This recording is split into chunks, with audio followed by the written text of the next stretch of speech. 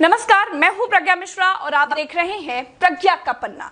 Mask न लगाने पर पहली बार में 1000 रुपए जुर्माना रखा गया है। दूसरी बार मास्क न लगाने पर 10,000 रुपए जुर्माना रखा गया है। पूरा दिन सड़कों पर वसूली चल रही है। ठीक है, आपने अपनी तरफ से वसूली कार्यक्रम शुरू कर दिया है, लेकिन अस्पताल में बेड न मिलने पर सरकार पर कितना जुर्माना होना चाहिए? वेंटिलेटर न मिलने पर सरकार पर कितना जुर्माना होना चाहिए? कोरोना टेस्ट न होने पर सरकार पर कितना जुर्माना होना चाहिए? शमशान में मुर्दा जलाने के लिए लकड़ियां न होने पर सरकार पर कितना जुर्माना होना चाहिए? शमशानों में दिन दिन भर मुर्दा जलाने की वेटिंग के लिए सरकार पर कितना जुर्माना होना चाहिए? जितने मंत्री और ये मुख्यमंत्रियों ने बंगाल से कोरोना लाकर फैलाया है, उन पर कितना जुर्माना होना चाहिए? बंगाल में बिना मास्क महीने भर से घूम रहे नेताओं पर पर डे के हिसाब से कितना जुर्माना होना चाहिए? क्या सरकारों की कोई जवाबदेही बची है देश में? क्या सरकारों से सवाल पूछने वाला बचा है कोई देश में? क्या कोई पूछ सकता है कि 1 साल से देश कोरोना महामारी झेल रहा है, आपने पूरे देश में कितने नए हॉस्पिटल बनाए हैं? अगर नहीं बनाए तो क्यों नहीं बनाए हैं? क्या कोरोना आपदा में घिरे देश को 1000 करोड़ के नए संसद भवन की जरूरत थी?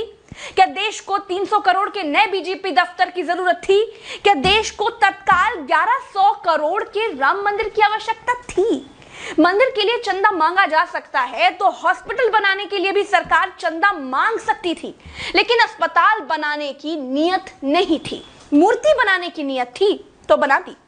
सरकारों ने अस्पताल नहीं बनवाए। क्या इस देश की पब्लिक सरकारों पर कोई जुर्माना लगाएगी? क्या कोरोना आपदा में देश को कुंभ सजाने की आवश्यकता थी?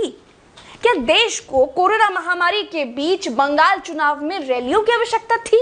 नहीं थी। देश को अस्पतालों की, डॉक्टरों की, कोरोना की दवाइयों की जरूरत थी। कुछ दवाइयां बनाई भी तो वाहवाही के चक्कर में विदेश भेज दी। आधे अधूरे टीकाकरण में देश अभी अटका हुआ है। और ये कैसा टीका बनाया है जिसे लगाने के बाद भी कोरोना हुआ जा रहा है? क्या कोई सवाल पूछेगा? चीन ने कोरोना को फैलाया और पूरी तरह से कंट्रोल कर लिया। अपनी जीडीपी में रिकॉर्ड बढ़ोतरी कर ली। चीन से सब कुछ तो ले ही लिया है, सीख भी ले लो। देश में सब आत्ममुग्धता के शिकार हैं। सबको अपनी अपनी तारीफ चाहिए। कुछ ने तारीफ के लिए तो फौज पाल रखी है, और जिनका मन फौज से भी नहीं भरता है, उन्होंने तारीफ के लिए सूचना और जनसंपर्क विभाग बना दिए हैं। गाते रहिएगा ना, जनता का बैंड तो ऑटोमेटिक बज ही रहा है। जिनके अगल बगल से कोरोना से लाशें नहीं उठी है ना, वो मेरी बात को नहीं समझ पाएंगे। जो कोरोना की पीड़ा से गुजरे हैं, जिन्होंने कोरोना से मरे हुए लोगों को शमशान में जलते देखा है, जिन्होंने कतार में लंबी लाशें देखी हैं, वो जान जाएंगे कि मैं क्या कह रही हूं और क्यों कह रही हूं।